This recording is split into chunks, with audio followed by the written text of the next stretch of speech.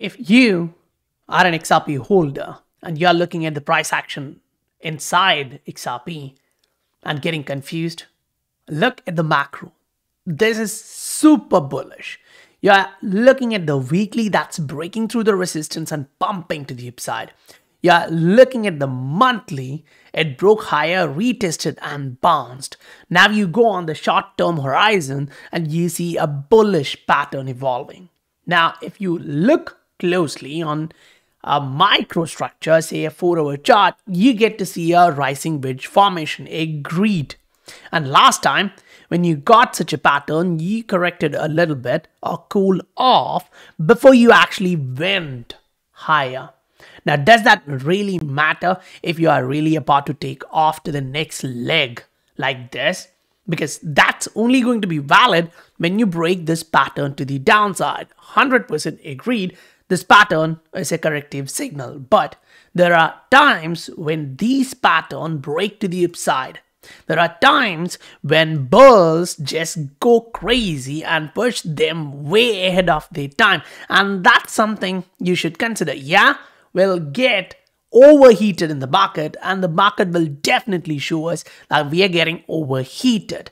Because if you actually go back and look at what we were talking 3 months back, this was our Wyckoff thought process. Like, okay, we are already doing this creek, and based on whatever I've seen, and based on my experience and whatever I have seen in the market over last 7 years, I would say, okay, that's a bottom. And this is one of the reasons why I was giving you guys this thought process back then in the group, right? We're going to bounce up. And what happened? You went up, you hit that 0.54. And when we hit that level and started correcting, I gave you this clearly. This is what I'm looking at. I personally think we are going to correct back down to this yellow box because the RSI already showed you similar trend pattern and the trend line resistance. So the trend line worked for like 2 years here, and there is no reason to say this time we are going above and beyond. So we now got that correction and we are bouncing. And while we bounce, you need to look at the history and say, okay, I see something similar, and that would be helpful for me. So at that time, the price was just 0.44. Afterwards, you went up to 0.6, right? We actually showed you this is happening because the pattern in the price action gave you that highlight. Then what we just talked about, the double bottom confirmation on a monthly, that is now valid. So you have the micro, you have the macro, you have everything aligning at a time when people are talking about these hacks and all, which is negative, agreed, but XRP is getting this attention in the market. What does that mean, right? This is not rocket science. This is happening at a time when you're getting negative news on the other end. So if you are in the market, ask yourself, what would you be doing? If you have a lot of different assets in your portfolio where you think the risk is so high and this asset is less of risk and it is grinding higher, what would you do? You may actually take a lot of these risky assets and start putting a little bit into XRP. I've seen a lot of people do that, right? But there is a catch to this. You may actually get a little bit better price based on a couple of things.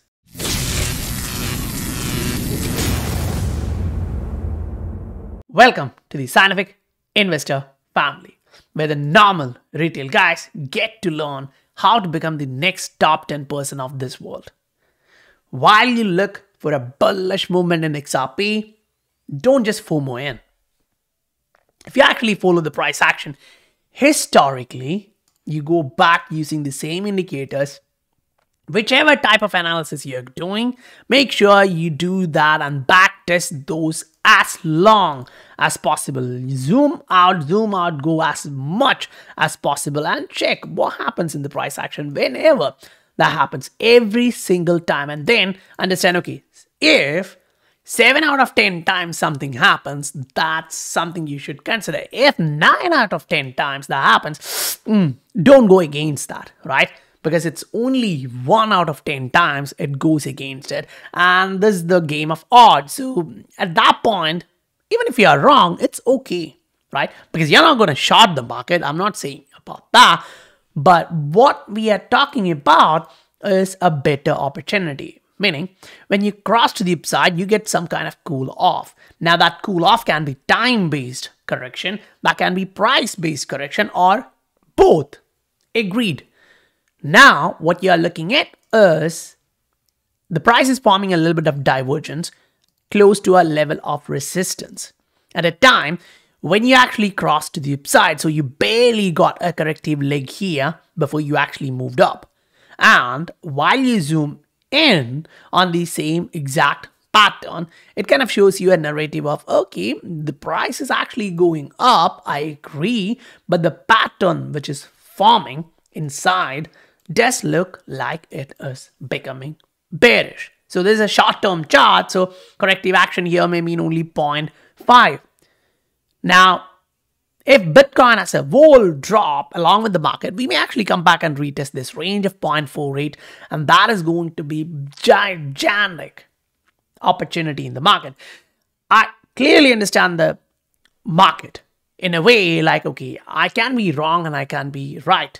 But if you actually look back at all this, which we have posted maybe 3 months, 4 months back, when, other people were sharing you the thought process of we are going lower, I was saying, I personally think we are going higher. This is the reason, right? And we went through that and we understood, okay, the market just did exactly that. Now it's time for us to look at this macro structure. Yes, we got the double bottom on a monthly confirmed. We got a retest. We are bouncing off. Now, for the entire month of June, you only have to break above 0.55 and you are bullish, meaning you are now making a higher high, higher low pattern on a monthly after the confirmation of a double bottom structure. That on a monthly is huge. Now, to get a little bit more info, get closer. We get in with the weekly chart and we interact with it. We got a double top here. We corrected back down. Still, the price bounced above the previous level of resistance. What did we share here? The thought process, yes, we're going to come down, but we're going to bounce off from that level. That is what exactly we are watching here. We came to that level, we bounced off. Now, what makes you think this bounce off is great? I would personally argue that the wave 1, wave 2, wave 3 structure of the micro leg of this macro wave is actually heating up. And that's where a lot of people become bullish. And becoming bullish at a resistance may not be the right thing to do. But 100%, you can look at the trend. The trend is now showing you you're breaking through the previous highs and putting in a new high after following a clear trend of higher high, higher low, higher high, higher low, and now you're making another higher high. So going against that particular trend may not be the best thing to do because you are looking at a short-term pattern which suggests the market can actually run higher. So if you actually go measure that one out, it kind of shows you like, okay, the market can actually push higher. The market can actually go towards 0.7 just based on this pattern. Now, if you actually think about that in a different way, like, okay, what does that mean in price action terms of things? It just shows you like the wave 1 is being completed. The microwave 1 gives you the idea of how the macro wave 1 can look like, and the 3-wave microstructure will give you an easy understanding of what the macro wave would look like. So I'm looking at this and saying like, okay, wave 1 is just being 135%, which is not a big deal. So if we manage to correct back down from there and then do a 5x of that, what would that actually look like? So this is like you're trying to see where things are going, right? But we understand the fact that when things heat up, we do crazy stuffs. Say here it was like 93% at first, and then you actually did 258, right? You got a correction, after which you actually went nuts, a 10x. So there is going to be deviations from this for sure. But what we are looking at is how the market is going to react about the local highs which we formed here at $2 and then the all-time highs of 3.8. $8. So as soon as you go beyond these levels of $1, psychologically things change. Massive change is going to come. A lot of people are going to jump into this asset thinking, okay, we are blasting off. I don't want to miss out. So that's the FOMO guys entering. And a lot of it can attribute to a big people having a lot of reach, giving you the idea and narrative, we are going down. And now they have to correct it and say, nah, I don't think we are going down. This is what I'm looking at. Great. So what does that mean for us who are already in this asset, who already knew this is actually going up? That means those guys are now the laggards. They're going to come in and buy this asset whenever this is dipping because they have the FOMO, which means they are going to push the price higher each time the price comes back to the mean. Now that mean can be on an hourly chart for sure. It can actually correct back down to the trend line. And what would that trend line look like? Right now, this is the trend line. Right now, this is the trend line resistance and the other one is trend line support here. So if you actually hit around 0.55 and cool down, yeah, the price may actually come back down to 0.5. That is healthy, right? That's my thought process. And while you zoom out and go into the macro structure, what you are observing at that point would be a macro inverse head and shoulder. This is not a joke, guys. Something is actually happening with this asset. And I remember saying this back when we actually broke through a macro level and started moving up, saying, okay, this is something you shouldn't be missing out. Now, we in the group actually go through a lot of different assets with volume, the AI, the metaverse, the gaming, the smart contracts, everything in the platform. So if you are looking for more than just XRP in your portfolio, you can look at the Patreon. The link is given in the description below. Now, as we continue further, let me actually take you guys towards a perspective which we have discussed again and again, but not a lot of people may understand or agree with us, but that's completely fine because what matters is how the market moves. Do you remember what we talked here about this price fluctuation?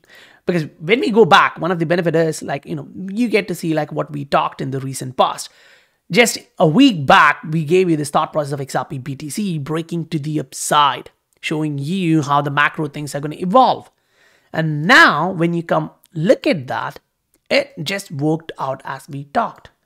What does that actually mean? You need to actually put this perspective and ask yourself, okay, on a daily chart, I'm watching the prices grinding higher, putting in higher, high, low structure. On a weekly, it is now showing you it's just starting the wave 2 of this microstructure. Now, I really don't know where this is going to go and end, but I speculate that based on the history, that it can actually do 2 to 3 times of wave 1, which would put somewhere close.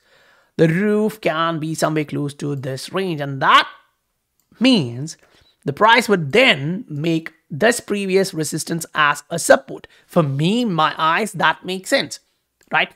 Now, while you actually focus on this and say, okay, that means we're going to go up. That means we are going to get excited. That means we are going to go beyond the 2021 levels. That's $2. What we just talked about here as a 150% run up is the high of $2 in 2021. So excitement is just about to start in XRP. Now, you have a lot of reasons for that. Fundamentally, the news, the narrative, the projects. Utility is one of the biggest stuff. Agreed. But right now, speculation is taking the market to the upside. Great. Because when you actually go back, look at the volume, you don't have too big of a volume considering that we are grinding higher against major coins in the market. So you go look at Bitcoin. What's it doing for the entire week? It's a negative 3%. What's Ether doing in the week? Negative 1%. XRP is up 12%. So compared to the big coins, now you understand there is a change in the sentiment happening in the market. Now, yes, for sure, you have a lot of different assets trying to break higher, giving you that narrative. But right now, you come on to the monthly chart of XRP BTC, and you get to see that the trend line has been valid. The trend line shows you we are bouncing higher. And this is what exactly we talked here in this video, this breakout scenario. And what does that mean? That particular breakout coming inside this chart here means now you are looking for the all-time highs, which is back in like early 2018 or late 2017. Now that is what we just got while we went through all these charts for XRP, right? We actually went through the understanding of what the short-term structure looked like, what the long-term and short-term combined look like. Because now we are looking for the microstructure and it says, okay, there is a possibility of a correction, which is going to be still healthy. You're following the market and the market is trying to push it through. So short term, yes, you will see volatility. There will be motions, but don't go short at this level. While watching the price hit close to 0.55, I'm happy, but on the other end, I've seen people who went on shorting this asset close to 0.48, believing a lot of idiots saying this is that, we're going down. And those guys actually went in shorting and they are now losing their portfolio. So don't just go short the market. It's different. If you're buying something and it takes more time, it's just time. You need to put in time. But if you're going against the market is going to just take your money out. You're just going to be one leg of liquidity in the market. That is sad. It is true. But that's a big lesson which we learn, right? You can literally listen to everyone in the YouTube, learn from them, and understand what you execute in your portfolio depends on you. So you need to grasp why this guy is saying that, what's the basic idea of that, then compare it. Not just how you're presented with that idea, what the idea itself is, and why that idea makes sense. Now debate within yourself, like what makes sense to you. If you're going with the A or the B, it's completely up to you. But guys, don't go short the market. Don't go short the market. So guys, anyway, if you received value for your time, please do hit that like and subscribe button. That supports the channel a lot. I'll meet you guys on the next video. Bye for now.